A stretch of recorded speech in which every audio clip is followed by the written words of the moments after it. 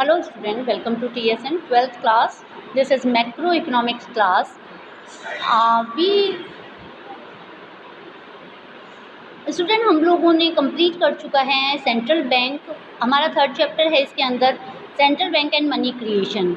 मैंने इसके अंदर आपको कंप्लीट करवा चुकी हूँ। मैं सेंट्रल बैंक के पूरे वीडियोस में अपलोड कर चुकी हूँ। आज हम पढ़ेंगे सेंट्रल बैंक के बारे में, बट कम्प्लीटली उसके अंदर हमने मनी के बारे में पढ़ चुके हैं कि क्या मनी होती है, सेंट्रल बैंक और कमर्शियल बैंक क्या होते हैं और इसके अंदर क्या क्या किस ढंग से मनी कंट्रोल किया जाता है, किस ढंग से मनी का पूरा क्रिएशन होता है। So firstly we will start now central bank, meaning and definition of central bank.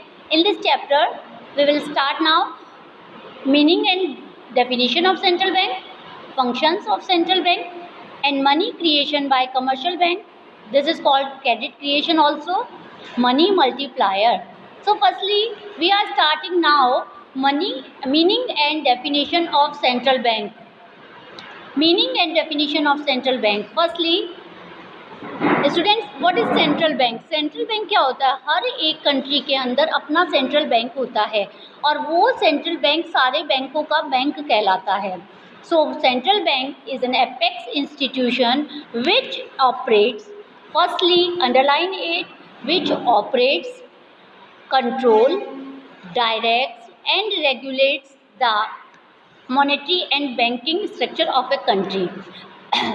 Sorry, you know what is central bank? Central bank क्या होता है? सेंट्रल बैंक एक तरह की एक यूनिट है, एक इंस्टीट्यूशन है जो ऑपरेट करता है, कंट्रोल करता है, डायरेक्ट करता है और रेगुलेट्स मतलब कि उन्हें बताता है मॉनेटरी एंड बैंकिंग स्ट्रक्चर। जो कंट्री का जो मॉनेटरी और बैंकिंग स्ट्रक्चर है उनको सेंट्रल बैंक ऑपरेट करता है, कंट्रोल करता है, डायरेक्ट करता है एंड रेगुलेट करता है। सो central bank is an apex institution which operates, control, directs and regulates the monetary and banking system structure of a country.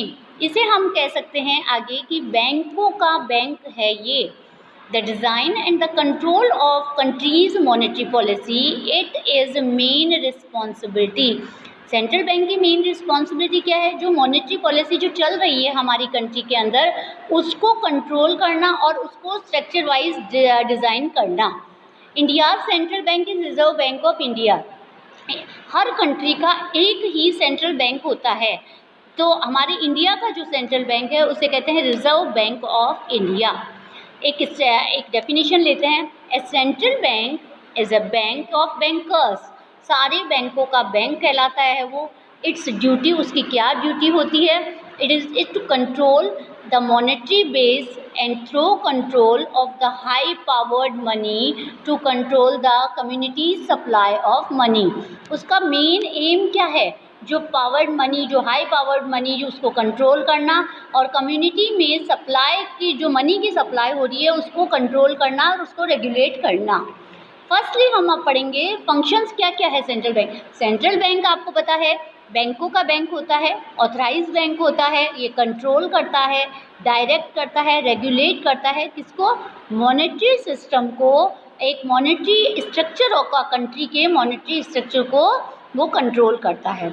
I think आपको इतना मीनिंग समझ आया। आज उसके बाद हम पढ़ेंगे functions of A central bank. अब सेंट्रल बैंक तो है परंतु उसके फंक्शंस, उसके क्या क्या काम है, क्या क्या काम करता है वो। सबसे फर्स्टली हमारा आता है ये बैंकर्स टू द गवर्नमेंट। वो क्या है? मेन है वो हमारा बैंकर्स है, गवर्नमेंट का बैंक है। गवर्नमेंट को वो भी सारी चीज़ें प्रोवाइड करता है मनी से संबंधित। करेंसी ऑथराइजेशन करता है, करेंसी को डेवलप्ड करता है। सारे आपको पता है सारे नोट इशू कौन करता है कंट्री के अंदर? सेंट्रल बैंक करता है। परंतु इसके अंदर एक क्वेश्चन आएगा आपको, 1 rupee note and all the coins, ये आपका टोटल ये सेंट्रल बैंक ऑथराइज नहीं करता है। इसके बाद आता है controller of money supply and credit, this is IMP। ये बहुत इम्पॉर्टेंट है, इसके ऊपर एक क्वेश्चन ज़रूर बनता है स्टूडेंट। सो इसको आप बहुत अच्छी तरह से पढ़ाऊँगी मैं आपको। इसका नेक्स्ट वीडियो आपको अच्छे ढंग से मैं दूँगी पूरा। इसके बाद आता है क्लियरिंग हाउस फंक्शंस, कुछ जो हाउस फंक्शंस होते हैं उन्हें क्लियर करता है ये।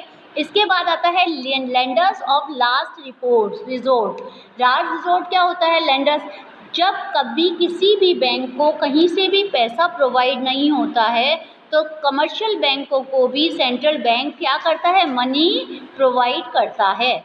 इसके बाद आता है constitution of foreign exchange reserve. Custodian, custodian क्या होता है आपको पता है? कस्टडी, फॉरेन एक्सचेंज रिजर्व की जो सारी कस्टडी होती है वो किसके पास होती है? सेंट्रल बैंक के पास। मतलब कि यदि किसी कंट्री के पास फॉरेन एक्सचेंज का बहुत सारा रिजर्व है तो वो उस कंट्री की वैल्यू हाई होती है और वो डेवलप्ड की श्रेणी में आ जाता है। सो स्टूडेंट, फर्स्टली हम एक एक को लेंगे, यहाँ पे हम एक एक फंक्शन को अच्छी तरह से डीपली पढ़ेंगे। सबसे पहले आता है हमारा करेंसी ऑथोरिटी। करेंसी ऑथोरिटी मतलब कि करेंसी को कौन ऑथराइज करता है, कैसे इशू करता है करेंसी को। सो सेंट्रल बैंक के बारे में फर्स्टली हम पढ़ेंगे। The central bank is the sole authority for the issue of currency in the country. All the currency issued by the central bank is monetary liability. वो उसकी monetary liability है सारी currency को इशू करने की central bank की। Note issue by central bank is a legal tender money. इसको हम दूसरी कौन सी बोलते हैं? LTM बोलते हैं। ये शॉर्ट फॉर्म में आता है, इसके ऊपर एक MCQs बन जाता है आपका। What is the full form of LTD? Legal tender money. So you know about it. Next है it has to keep a reserve in the form of foreign currency, government security, other security and metallic reserve. जो gold होता है, जो foreign currencies होती है, इन सब को क्या करता है? वो अपने पास रखता है और नोट इशू करता है। It may be noted that RBI, हमारे यहाँ का जो बैंक है उसका क्या नाम है? RBI, reserve bank of India, issues all the currency note in India from 2 and above. 2 रुपये से ऊपर का जितना भी मनी है, जितने भी नोट है, वो सारे सेंट्रल बैंक इशू करता है। The monopoly of issuing note of central bank ensure uniformity, facilitating exchange and trade with the country। ये मेन इसके फंक्शंस आ जाता है। नेक्स्ट आता है by having a monopoly of the issue of notes, the central bank can restrict or expand the supply of the cash according to requirement of economy. This is main point, और ये मैंने आपको इसके अंदर भी बताया है कि ये अलग से हम पढ़ेंगे। इसके अंदर क्या है? अगर किसी देश में इन्फ्लेशन या डिफ्लेशन की स्थिति आ जाती है या कोई कंडीशन ऐसी आ जाती है जहाँ पर मनी सप्लाई को कम करना होता है या ज़्यादा करना होता है, वहाँ रिजर्व बैंक नोट इशू करके भी या नोट को कम करके भी काम कर सकता है। With its monopoly of note issue, monopoly मतलब वो खुद अकेला एक ऐसी इंस्टीट्यूशन है जो कि नोट इशू करता है। The central bank can maintain stability in the internal and the external internal and the external value of home currency. अब यहाँ पर पता है कि उसकी मोनोपोली है जो कि मेंटेन करता है, स्टेबिलिटी करता है, इंटरनल एंड एक्सटर्नल दोनों में वो वैल्यू बताता है करेंसी की। सो आई थिंक इतना आपको समझ आया। नेक्स्ट हमारा आता है बैंकर्स टू द गवर्नमेंट। वो गवर्नमेंट का बैंक है। कैसे? Central bank acts and a banker, agent and financial adviser.